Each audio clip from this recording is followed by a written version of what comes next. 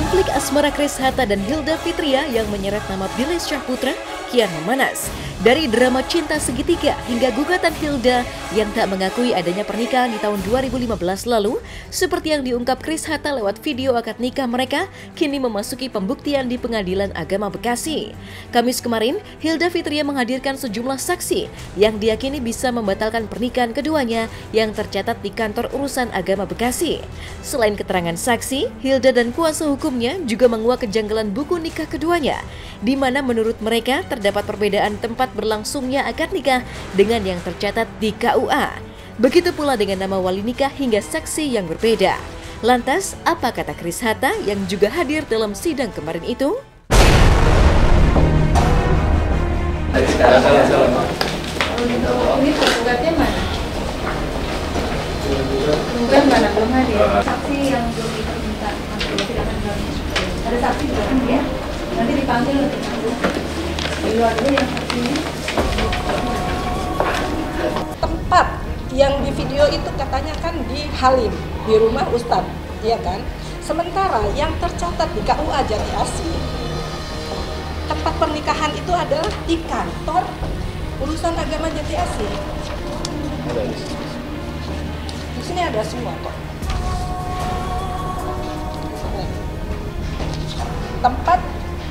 Tempat pelaksanaan akad adalah Kantor Urusan Agama Jati Asih.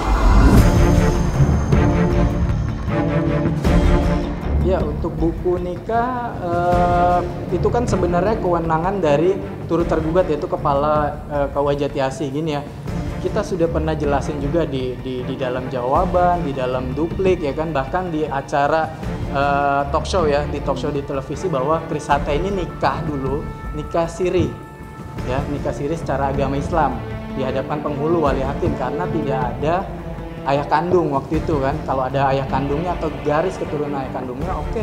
Waktu itu Chris menyerahkan dokumen-dokumen ya kayak KTP ya kan, dokumen-dokumen untuk nikah, KTP Hilda dan juga Chris, pas foto segala macam untuk mendapat buku nikah itu ke salah satu yang mengurus itu, ya kan, yang mengurus itu. Pokoknya Chris ngasih uang untuk pendaftaran segala macam karena Chris nggak tahu cara mendaftarkannya bagaimana dulu. Kalau misalnya habis nikah siri, setelah nikah siri gimana cara pendaftarannya? Karena seorang mualaf, Chris tidak mengetahui, makanya itu ranahnya KUA untuk menjelaskan itu. Bak benang kusut, pernikahan Hilda Fitria dan Chris Hatta seolah sulit diungkap kebenarannya. Meski Chris Hatta telah mengeluarkan bukti video akad nikah hingga prosesi lamaran, tapi Hilda masih teguh dengan pendiriannya. Bahkan kali ini, Hilda merasa bahwa dirinya dijebak dan berada di bawah tekanan saat akad nikah itu dilangsungkan pada bulan September 2015 lalu. Tapi benarkah jika pernikahan itu sebenarnya telah dipersiapkan dan diketahui Hilda seperti yang diungkap Chris Hatta? Dan memang awalnya aku kesana itu karena dia ngajak untuk ya menikahkan seseorang dan dia mau alaf gitu loh. Makanya aku ikut. Tiba-tiba pada saat di situ aku disuruh duduk dan di situ dibilang ya seperti itu gitu loh. Dia mau sekalian gitu mah. Pakai celana jeans. Iya, pada saat itu kan aku lihat aku kan di situ videonya aku pakai celana jeans dengan kemeja yang dilipat-lipat.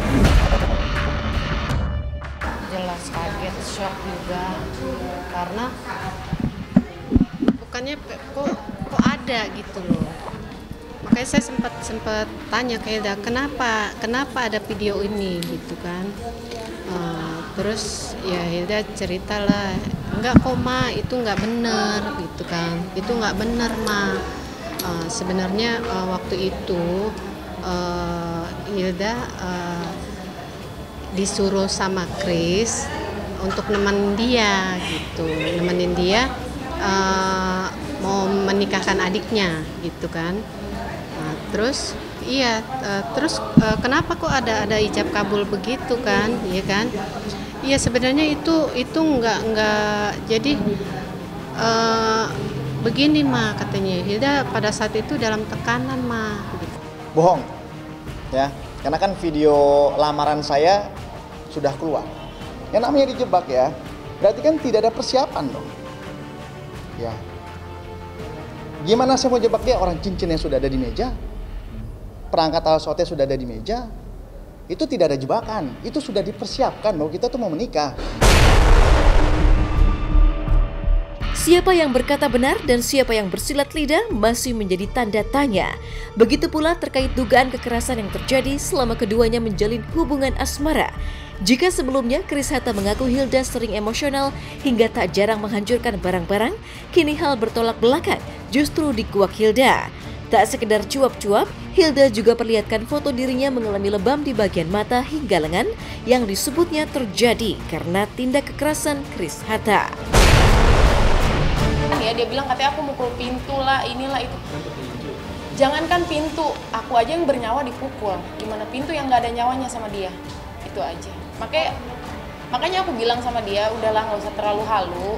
Kebanyakan ngomong, udah ini lihat aja nanti endingnya dan tanggung jawab. Udah itu aja. Masih aku simpan. Kenapa aku nggak ngelaporin waktu itu dan aku nggak visum? Karena aku kasihan. Kenapa aku bisa kasihan? Karena aku lihatnya lagi susah. Minta uang aja mintanya sama aku untuk transfer. Untuk listrik dia, untuk bayar mobil dia, untuk bayar motor. Pada saat itu motor dia kan dia lagi dikejar debt collector. Mintanya sama aku. Nih, sampai aku pingsan. Ya. Nih, ini mata aku. Mata dihajar duluan. Sampai akhirnya aku lihat ada gelas di depan aku banting itu gelas untuk pembelaan diri aku karena dia mukulin aku kan. Akhirnya aku kira dia akan diem, nggak akan pukulin aku. Ternyata malah tambah dia mukulin aku. Sampai akhirnya aku jagain pakai tangan aku dan tangan aku juga. Kalau lapor Bisa lihat ya muka aku habis bener-bener bengep lah.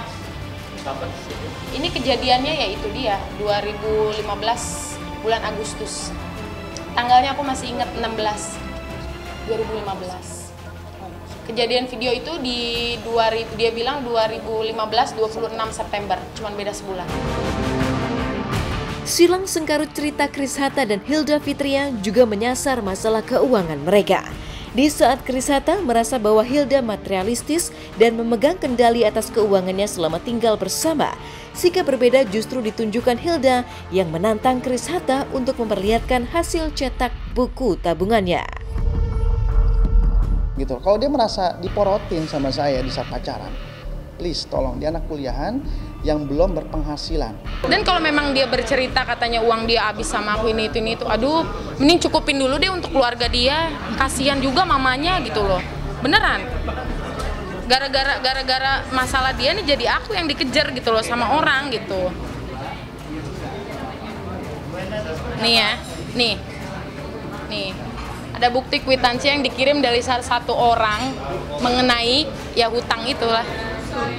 Nih. Ya nggak tahu lah ini nih. Mending tanya aja langsung sama dia nih. Nih sampai ngirimin ini, mending bayar aja dulu deh. Gitu. Nggak usah halu yang katanya aku ngabisin uang dia lah, inilah itulah gitu. Suruh print aja deh tabungan dia. Buku tabungan dia suruh print dari 2015. Apa mau aku yang print? Nanti ketahuan loh aku banyak transfer ke dia loh. Dan di tengah konflik panas keduanya, jalinan cinta Hilda Fitria dan Billy Syahputra tampaknya tak terganggu sama sekali. Meski begitu, Billy masih enggan menanggapi terkait aksi saling tuding antara kekasihnya dengan Chris Hatta yang kian melebar kemana-mana. Bang Mil, bentar aja Bang Mil. Apa sih sayang? Mau live lagi Bang Billy? Iya. Makasih ya teman-teman. Apa? Soal ini, katanya Hilda. Apaan? Makasih ya teman-teman, sorry ya. Ada ketemu orang lagi, maaf ya. Bentar ya, besok aja, besok ya teman. Enggak. Hubungan masih tetap baik-baik aja. Oh support, Billy support banget. Dia mungkin orang paling depan ya, sama kayak mama gitu. Oh iya, karena kan memang dia tahu gitu, dia tahu keadaannya. Karena kan aku sama dia saling terbuka, nggak ada yang ditutup.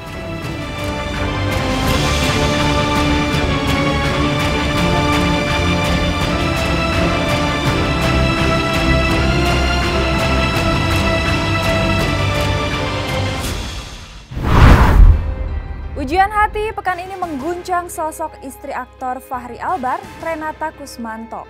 Pasalnya, setelah ditahan akibat kasus narkoba dan sempat 2 kali jatuh sakit, kini kasus narkoba Fachri Albar memasuki babak baru, resmi dialihkan ke kejaksaan. Uniknya, alih-alih ditahan, Fahri justru digelandang ke Rumah Sakit Ketergantungan Obat atau RSKO. Ada apa dengan Fahri Albar? Benarkah lagi-lagi ia jatuh sakit sampai harus dibawa ke RSKO? Simak berita lengkapnya hanya di Hotshot sesaat lagi.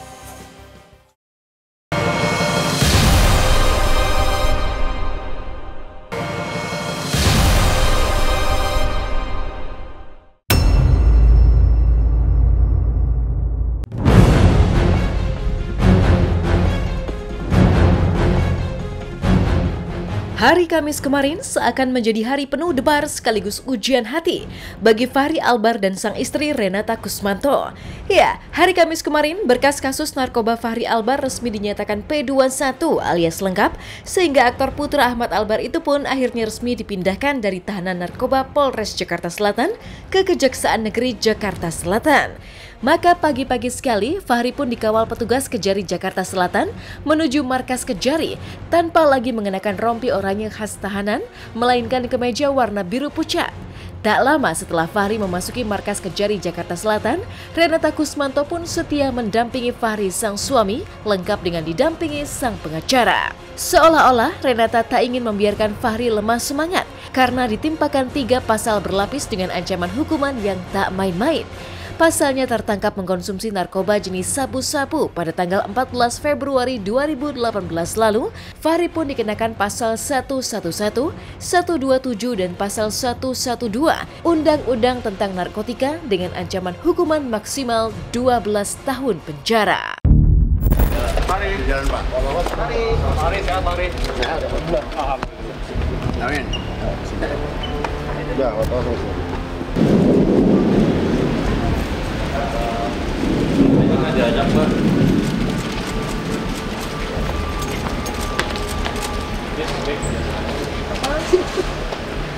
pada hari ini, Kejaksaan Negeri Jakarta Selatan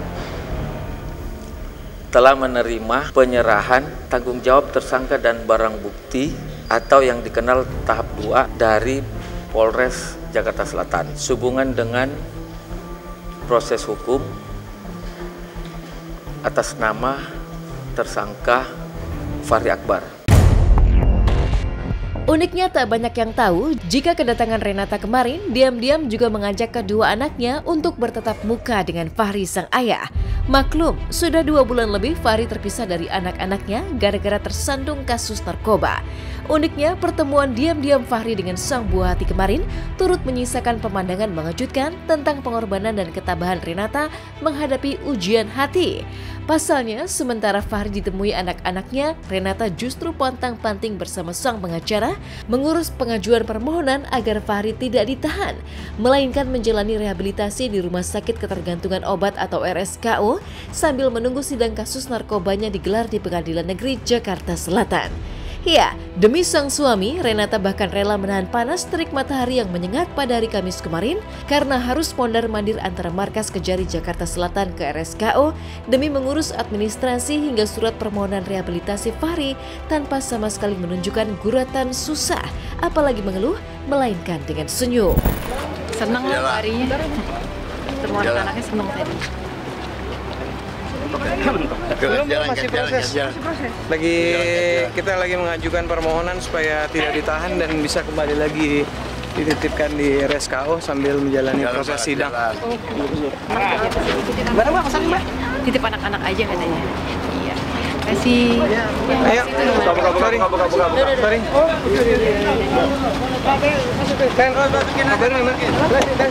Hari ini tadi permohonan kita sebagai tim kuasa hukumnya Fahri untuk melanjutkan Fahri dikembalikan lagi di RSKO sambil menunggu proses persidangan, dan sampai nanti menjalani proses persidangan insya Allah kita akan berangkatnya tetap dari RSKO untuk sidang di Pengadilan Negeri Jakarta Selatan. Jadi permohonan kita yang kemarin siang kita masukkan, ya maksudnya kemarin siang, dan dari Mbak Renata juga menjamin bahwa suaminya akan menjalani proses rehabilitasi di RSKO, tidak akan melarikan diri dan tidak akan menghilangkan barang bukti. Dan hasil kerja keras serta ketabahan Renata bersama sang pengacara mengurus surat permohonan rehabilitasi Fahri Albar pun berbuah manis. Hari Kamis kemarin, Fahri akhirnya dinyatakan resmi tidak ditahan di tahanan Kejari Jakarta Selatan sambil menunggu sidang kasus narkobanya digelar, tapi menjalani rehabilitasi di RSKO. Ironisnya, keputusan resmi rehabilitasi Fahri sambil menunggu sidang tersebut bukan tanpa pengorbanan. Pasalnya, Renata lagi-lagi harus pasang badan rela menjadi penjamin agar Fahri bisa menjalani rehabilitasi dan bukannya ditahan. Tidak hanya itu saja, Renata pun diwajibkan mengikuti konsultasi di RSKO demi sang suami. Penahanannya di rehabilitasi Rumah Sakit Ketergantungan Obat di Cibubur. Ya, alhamdulillahnya tadi dikabulkan dan insya Allah kita tinggal menunggu mobil untuk kembali lagi berangkat ke RSKO untuk menjalani proses hukum lebih lanjut. Di RSKO ya tetap harus tinggal di sana karena harus meneruskan proses detoksnya yang belum selesai dan masih ada setiap minggunya itu konselor-konselornya hadir. Di situ ada dokternya lagi kan. Jadi setiap minggu juga dari pihaknya Mbak Renata juga sebagai istrinya masih hadir di RSKO untuk menjalani semacam kayak konsultasi, asesmen. Mengejutkan, dalam situasi sulit justru Renata lah yang terlihat bak superwoman mengurus permohonan rehabilitasi Fahri, menguras tenaga demi mendampingi sang suami sambil tetap mengurus kedua buah hatinya. Mau tak mau, tanda tanya pun mencuat. Ada apa dengan Fahri? Mengapa pihak Fahri terutama Renata rela pontang-panting agar Fahri tidak ditahan melainkan harus direhabilitasi? Sempat 2 kali dilarikan ke rumah sakit sejak ditangkap Polres Jakarta Selatan, benarkah Fahri belum bisa pisah dari barang haram narkoba hingga membutuhkan rehabilitasi?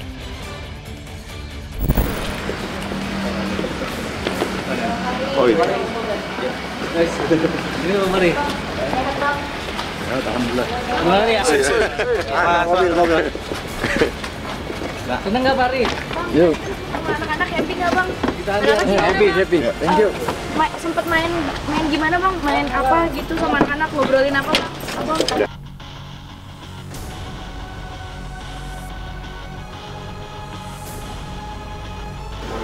Secara kesehatan sudah alhamdulillah lebih baik daripada pada saat pertama kali ditangkap. Tapi yang pasti karena proses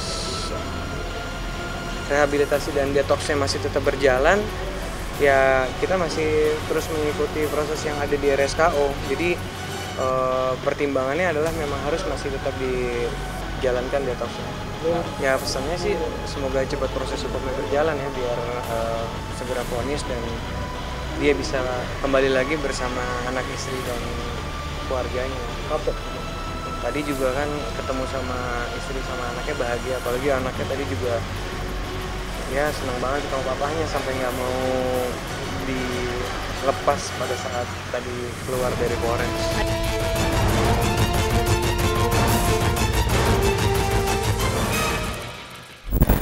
Sakit membawa bahagia, itulah yang pekan ini dirasakan oleh artis Shireen Sungkar. Melahirkan anak ketiganya, Shireen sempat melewati masa-masa persalinan dengan sakit yang luar biasa. Nah, seperti apakah kisah perjuangan mulia Shireen meregang antara hidup dan mati demi melahirkan anak ketiganya? Sementara itu, Anissa Azizah dikabarkan semakin sibuk mempersiapkan pernikahannya dengan Raditya Dika. Tapi mengapa semakin mendekati hari H pernikahan, Anissa jadi semakin tertutup? Simak berita lengkapnya usai jeda pariwara berikut ini.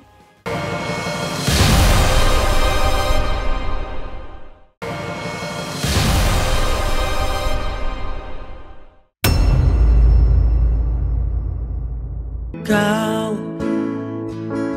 kini telah hidup menjadi bintang kecil untuk hidupku. Bahagia berkalang perjuangan antara hidup dan mati. Bisa jadi itulah yang dialami artis Shireen Sungkar ketika melahirkan anak ketiganya pada 17 April 2018 kemarin. Pasalnya meski sudah 2 kali melahirkan, namun Shireen tak menyangka jika bayi ketiga yang berjenis kelamin perempuan tersebut harus dilahirkan dengan proses persalinan yang diakui Shireen lebih mengundang rasa sakit. Perjuangan Shireen melahirkan konon semakin diwarnai menit-menit ketegangan karena kondisi medis Shireen yang memiliki tekanan darah rendah di bawah normal, sehingga beresiko untuk pingsan di tengah proses persalinan. Beruntung, Teuku Wisnu sigap menjadi suami siaga yang selalu berusaha menjaga kesadaran Shireen meski harus menahan sakit karena menjadi pelampiasan rasa sakit luar biasa saat Shireen melahirkan putri ketiga dengan berat 3 kg tersebut. Kini semakin hidup menjadi bocah kecil untuk hidupku. Yang ini cepat banget, cuman kalau ditanya bedanya yang ini lebih sakit. Yang ini mungkin karena kontraksinya dari tengah malam, gak tidur-tidur gitu. Pas tidur, baru tidur sebentar, anak pertama tuh udah gangguin banget. Jadi emang dari rumah tuh udah teler. Jadi Wisnu lebih yang kayak nepok-nepok supaya aku takut banget pingsan karena darah rendah kan, HB rendah.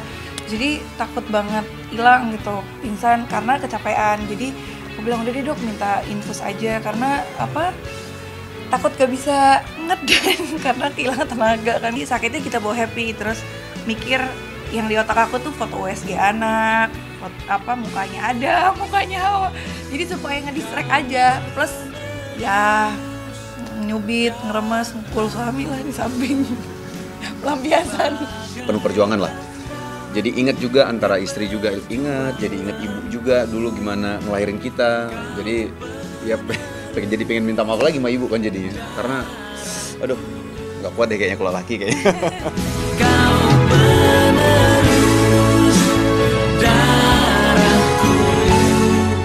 Uniknya berbeda dengan proses kelahirannya yang sulit dan diwarnai drama kesakitan, kehadiran anak ketiga Shireen dan Wisnu yang diberi nama Cut Syafia Meka Al-Fatih tersebut justru dihujani cinta dari banyak pihak, terutama dari Adam, putra pertama Shireen dan Wisnu yang seolah tak bisa lepas menyayangi dan membelai sang adik baru.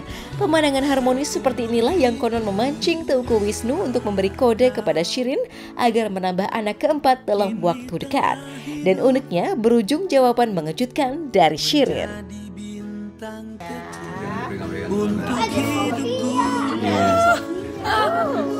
Iya, Dik Sofia ya, ada punya usai. Saya cocokkan dulu. Adam cuci tangan dulu. Nah, kan tadi Mami udah bilang tuh. Sehatkan adik bayi, ya Allah. Gimana doanya? Ya Allah, sehatkan adik bayi, ya Allah. Amin. Tiup.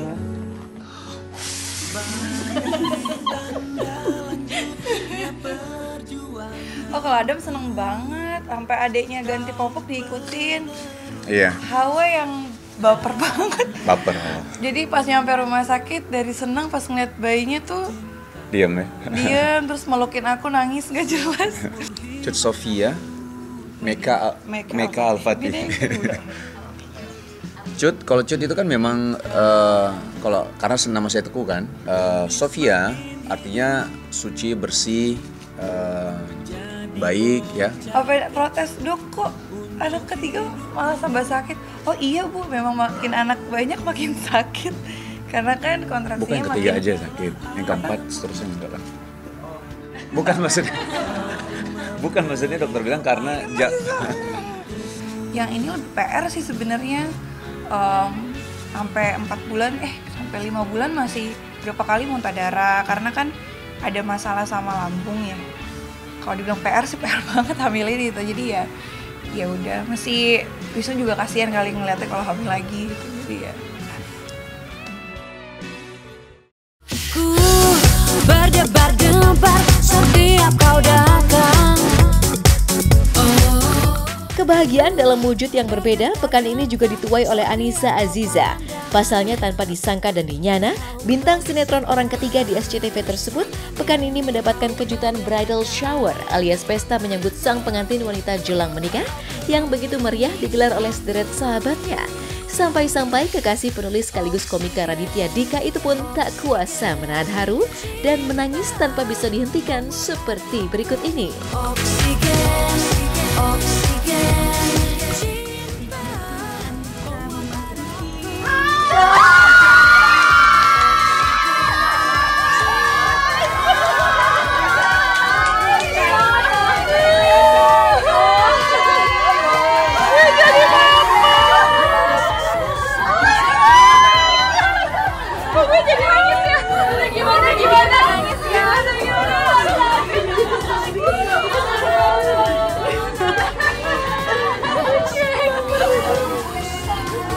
Ya, teman-temanku baik-baik semua sih, kayak masih memikirkan aku di waktu-waktu mereka yang sibuk gitu sih. Kebahagiaan bertabur haru yang mewarnai surprise bridal shower Anissa itu pun tak pelak menyisakan teka-teki baru. Jika ada sederet calon mempelai selebriti yang menggelar pesta bridal shower ketika menghitung hari jelang menikah, layaknya Angel Elga, mungkinkah kini Anissa Aziza juga tinggal menghitung hari menuju hari H pernikahan dengan Raditya Dika? Sebuah tanda tanya yang menuai teka-teki. Pasalnya berbeda dari biasanya, Anissa yang biasa ramah mendadak berubah pelit bicara dan mengumbar sikap tertutup tentang rencana pernikahannya dengan Raditya Dika.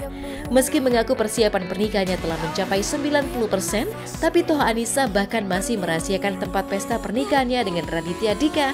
Sebuah teka-teki yang menggantung misterius, semisterius jawaban Anissa berikut ini. Kan surprise, kita kan sukanya surprise. Kita tuh suka yang membuat orang-orang tuh mengejutkan gitu, suka kita. Surprise juga. Jangan dulu. Ya pengen aja sih, maksudnya supaya supaya semuanya berjalan dengan lancar gitu. Jadi udah deh, nanti aja deh kita surprise aja biar seru juga kan. Sudah, insya Allah sudah ya mungkin 90 lah. Surprise juga, udah deh tunggu aja. Bawa padaku oksigen, oksigen cinta. Oh, jadi bingkisan itu juga surprise karena seharusnya itu ditujukan kepada suaminya, Mr. Haris, karena kebetulan berulang tahun kemarin.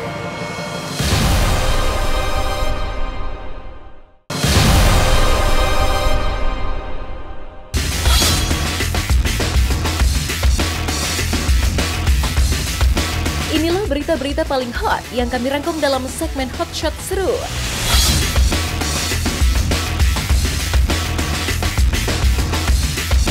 Kasus narkotika yang menjerat artis Johnny Ferdan kembali disidangkan di Pengadilan Negeri Jakarta Selatan Kamis kemarin. Dalam sidang dengan agenda mendengarkan keterangan saksi itu, Jedun tampil cantik seperti biasanya. Dengan riasan di wajah hingga lipstik di bibirnya, Jedun hadir di ruang sidang didampingi kuasa hukumnya Peter L. Meski sekilas tampak baik-baik saja, namun kuasa hukumnya menyebut bahwa Johnny Ferdan tengah dalam kondisi sakit. Lantas, benarkah di balik proses sidang hingga kondisinya yang disebut tidak enak badan, Johnny Ferdan justru mendapat kiriman kue dari Faisal Haris, suaminya? Ya, lagi sakit hari ini. Sudah dari kemarin sakitnya bapil. Batuk pilek dan... Oh, jadi bingkisan itu juga surprise karena seharusnya itu ditujukan kepada suaminya, Mr. Haris, karena kebetulan berulang tahun kemarin. Dari teman-temannya Haris, tetapi dikirimlah ke Jennifer.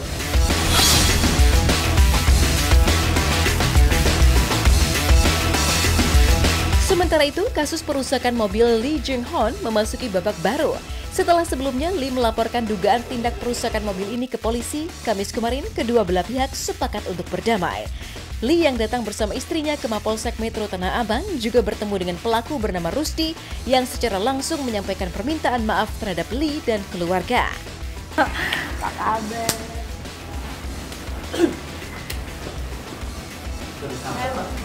Dengan kejadian kemarin, saya meminta maaf kepada keluarga besar Bapak Lee atas kejadian yang kemarin terjadi hari Sabtu kemarin.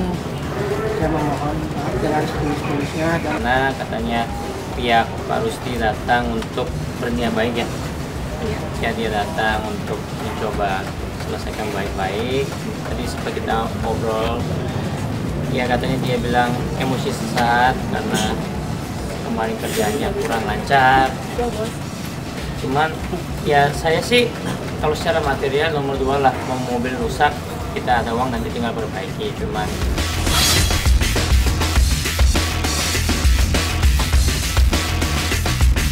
di tengah sidang perceraian, hingga kabar tak sedap terkait kedekatannya dengan seorang wanita, penyanyi religi Opik tetap menjalani segudang kegiatan sosial. Mulai dari hadir di Jombang dalam rangka memperingati Isra Mi'raj, hingga bertolak ke Libanon untuk melihat secara langsung penyerahan bantuan bagi para pengungsi di sana.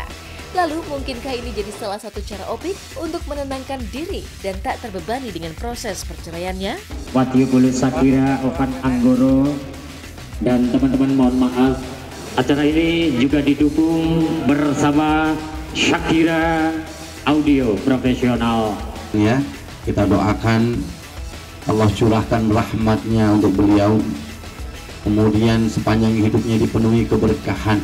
Ini malam ini kita senang-senang ya, ini syukuran, ini juga doa bersama untuk masyarakat di sini juga di Pucang Simo sini ada banyak sekali, ada pemberian santunan untuk anak-anak yatim, kemudian juga memberi makan sama-sama. Ini alhamdulillah sahabat-sahabat yang sejati dalam kepadatan jadwal Mas Opi, kepadatan Gus Miftah, Mas Bian, juga ada dari pondok pesantren dari Sragen sampai menghadirkan waktu untuk menghadiri acara ulang. Ini kita syukuri karena ini nilai persahabatan itu tidak bisa ternilai dengan apapun. Kali kita akan berangkat ke Lebanon ya. Kemudian kita sedang mengirimkan ya, melepas pengiriman 2 ambulans. Yang satunya ke Lebanon, satunya ke Gaza. Jadi ambulan-ambulan ini sangat penting ya buat kita di sana 2 hari ya.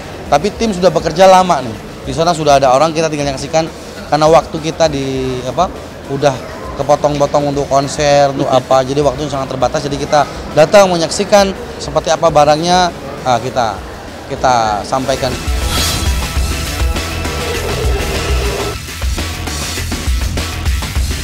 Dikenal sebagai bintang peran hingga pemandu acara, Ricky Cuaca mencoba tampil sebagai model untuk pertama kalinya.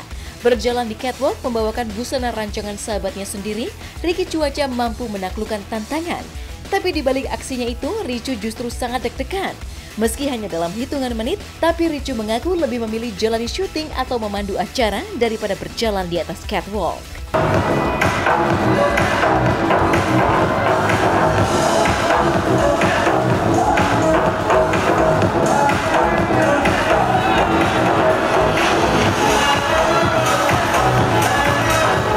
Adalah first experience aku, asik. Ini adalah pengalaman pertamaku catwalk di salah satu acara event besar. Pun memang aku bukan orang yang berpengalaman, tapi at least aku mencoba untuk membawakannya dengan baik. Karena kan membawa atas nama brand dari sahabatku sendiri. Mendingan gue syuting atau gue nge-host daripada gue catwalk kayak begini, padahal sebentar banget. Putusan sidang perceraian Nadia Almira dan Ray Randi batal dibacakan. Benarkah Nadia Almira luluh dan ingin berdamai karena dijanjikan bertemu dengan anak-anak?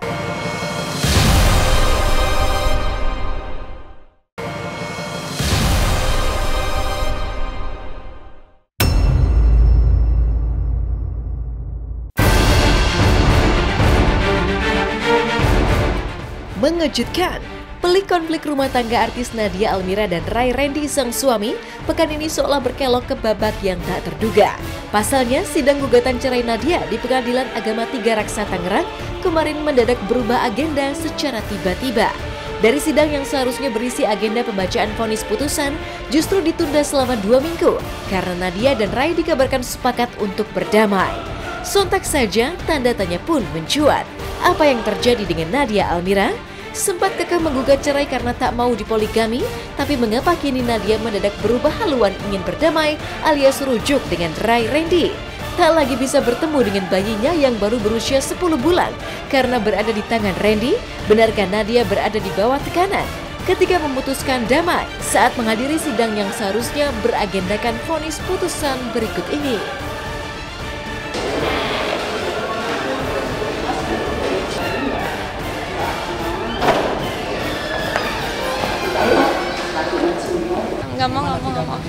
please hari ini aja, aku nggak mau ditanyain. Kenapa? Karena kemarin Udah ketemu anak belum Nadia? belum, sampai sekarang belum ketemu. Tanya pengacara aku aja, Mas. Punten ya, aku lagi mumet banget soalnya lagi nggak mau diajak ngobrol. Ini seharusnya hari ini kan putusan berhubung Nadia kayak sih masih belum yakin. Akhirnya tadi minta diskor. Emang ini rumah tangga mereka yang agak aneh nih. Kemarin mati-matian ya dia pengen cerai. Sekarang si Ray nggak mau. Terakhir si Ray mau minta cerai dia. Sekarang dia malah menyabut. Karena antara Ray dengan Nadia ada untuk sepakat untuk berdamai, maka ditunda dengan batas waktu 2 minggu. Kesepakatan berdamai ini antara kedua belah pihak. Awalnya dari Ray untuk mengajukan perdamaian, dan pada akhirnya pihak Nadia klien saya menyetujui dan menerima Ray untuk melakukan kesepakatan berdamai, gitu aja. Iya, artinya arahnya ke sana, mencabut gugatan dan mereka hidup rukun kembali bersama, gitu aja. Teka-teki pun kian mencuat karena meski bersedia untuk berdamai, tapi Nadia masih meneruskan pelaporan hukumnya terhadap Ray Randy karena telah mengambil anak kedua mereka yang masih berusia 10 bulan. Ada apa dengan Nadia Almira? Jika ingin rujuk, mengapa Nadia masih kukuh menyeret sang suami ke ranah hukum? Mungkinkah Nadia berada dalam tekanan sehingga mau rujuk dengan Ray sang suami agar bisa bertemu lagi dengan bayinya? Udah dilaporin, Polda udah jalan, Polres juga udah. Aku laporinnya di 2 tempat. Kalau ngambil sih aku ya lillahi ta'ala aja, cuman maksudnya aku cuma pengen bisa ketemu aja sih, nggak dilarang-larang gitu aja. Bentar ya, Mas.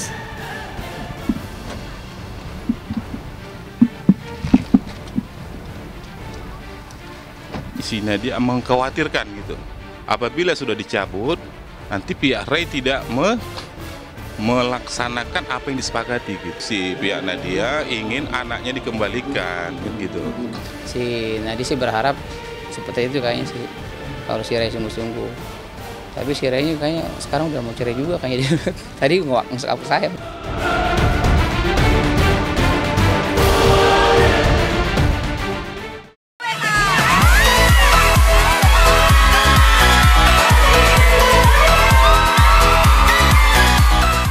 Meninggalkan cerita pasangan Nadia Almira dan Ray Randy, sejumlah bintang film The Perfect Husband seperti Maxim Bautier, Amanda Rolles hingga Tanta Ginting hadir menghibur penonton di Surabaya. Tak hanya untuk mereka yang datang ke bioskop saja, Maxim dan kawan-kawan juga menggelar acara meet and greet. Di acara ini seolah tak ada jarak antara penggemar dan para idola. Canda tawa mereka memecah suasana di tengah panasnya suhu di Surabaya.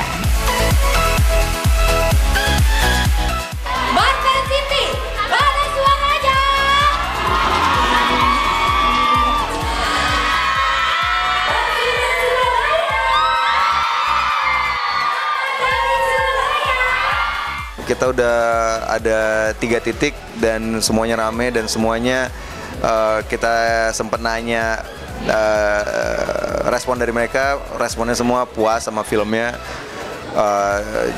Jadi sejauh ini Surabaya keren banget dan sangat suportif untuk film The Perfect Husband ini. Tak hanya puas melihat antusias masyarakat Surabaya dalam acara meet and greet, Maxim, Amanda, dan Tanta Ginting juga patut berbangga saat gedung bioskop yang mereka datangi dipenuhi penonton. Meski kebanyakan dari para penonton adalah remaja, tapi film ini disebut Tanta bisa menjadi salah satu alternatif yang bisa dinikmati orang tua dengan anak remaja mereka bersama-sama.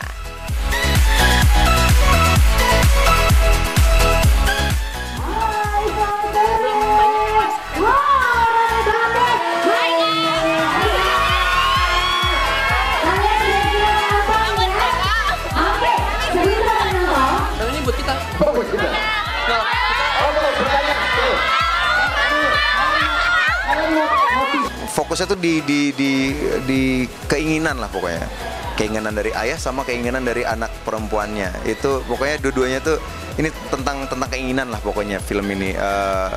Drama antara ayah dan anak perempuannya, yang lengkap banget, yang akan ada drama dan ada harunya dan juga tawanya karena ada beberapa situasi yang membuat ceritanya jadi lebih lucu. Ini bagus banget untuk jadi film yang ditonton sama keluarga. Jadi jangan lupa saksikan The Perfect Husband di bioskop-bioskop kesayangan Anda, bahkan di bioskop yang kalian nggak sayang juga tonton aja nggak apa-apa. Yang penting nonton, dan untuk orang tua ini waktu yang paling tepat untuk kalian nonton bareng sama anak-anak teenager kalian. Bingung kan mau nonton film apa? The Perfect Husband, harus nonton bareng, oke? Ayah itu khawatir sama pergaulan Ayla itu. Berani kamu yang mau ciuman anakku ya?